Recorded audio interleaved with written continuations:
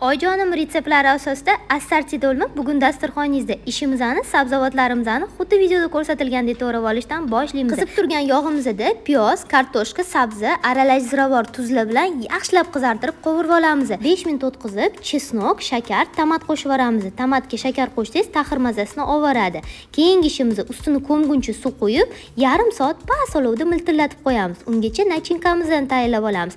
Nachinkamizga farsh, tomat, chesnok, piyoz, terkadan chiqqan pomidor, ozginagina sariyog' qo'shib olib, yaxshilab ezib aralashtirib tashlaymiz.